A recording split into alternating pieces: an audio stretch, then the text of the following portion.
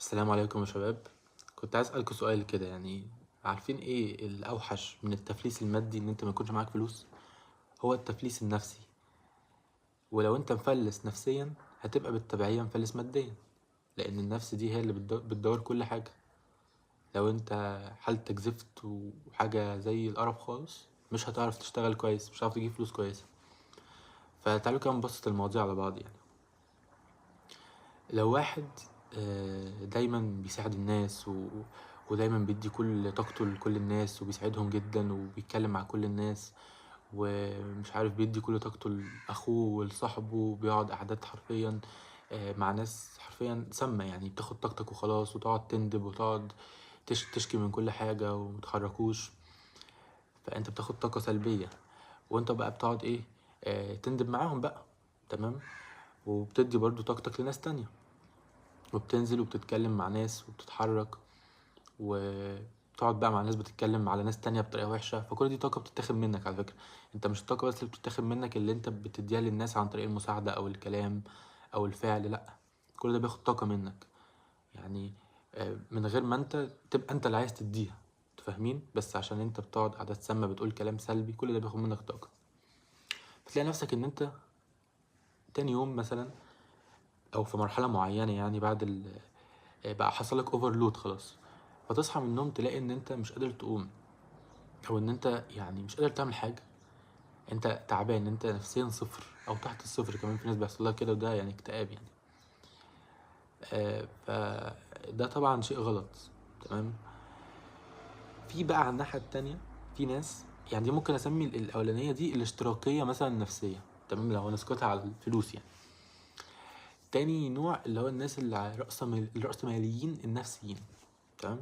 يعني ايه؟ من غير مصطلحات مجعلصة.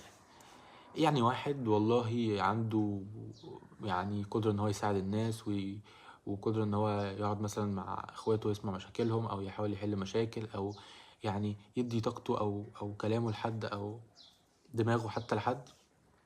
بس هو مقتصر ان انا ليه اعمل كده؟ ده مش هيفيدني بحاجة. انا لازم استغل كل ذرة تفكير وكل ذرة طاقة ليا انا بس، وتحقيق نفسي وليا انا، مش لاي حد. تمام. فده طبعا غلط. الناس الاشتراكيين النفسيين دول في حاجات ساعات بتكون جبرهم على كده. في مثلا حد مامته متوفية، او واحدة والده متوفي ايا كان، فبيحتاج هو اللي يبقى الشخص اللي يدي مثلا الدعم لاخواته الكبار الصغيرين ايا كان، يساعدهم، يرشدهم دايما، سواء بقى في كورسات، سواء في كلام، سواء في خبرات، انت لسه صغير. فبالتالي الشخص ده طاقته بتخلص. فانت لازم دايما تبص لطاقتك، ان انت لو انت الموتور، لو انت مش شغال كويس هتلاقي ان انت مش هتعرف تدي حاجة. انت ما ينفعش تقعد تدي وانت اصلا خلصت خلاص. الاذان بس كان بيأذن فخلص، فكملت الفيديو. فانا بقول لكم ان انت ما ينفعش ان انت تبقى اصلا نفسيا مش كويس او مش قوي وتيجي تدي لحد. انت الموتور، انت لازم تبقى كويس علشان تعرف تدي للناس، سواء بقى بالكلام او بالافعال او بايا كان.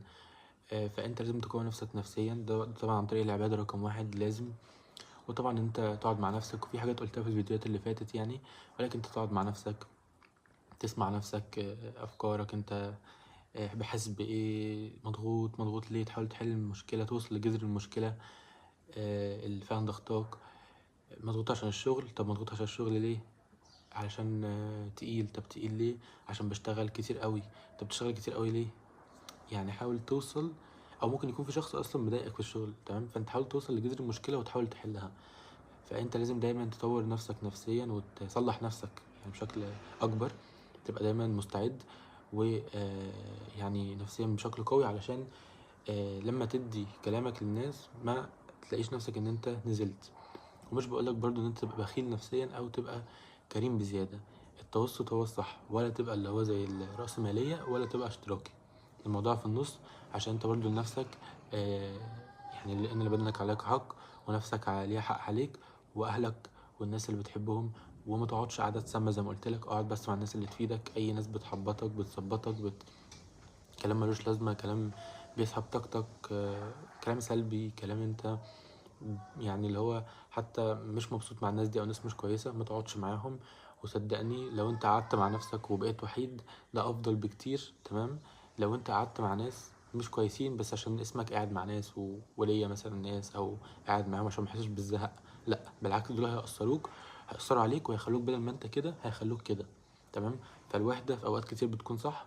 واستعينوا بالله طبعا يا شباب. ويا رب اكون لفتت نظركم الحته يعني، سواء الشخص الاشتراكي لا مش للدرجه دي، الشخص رأسمالي لا، لازم تدي للناس من طاقتك ولازم تدي للناس من كلامك. اللي انت التفكير ده غلط على فكره، هيضرك قبل ما يضر الناس عامه. فانت هتلاحظ ضرره حتى على المستوى البعيد لو انت ما لاحظتش ضرره دلوقتي. لازم تتعاون مع الناس وتتكلم مع الناس تنصحهم.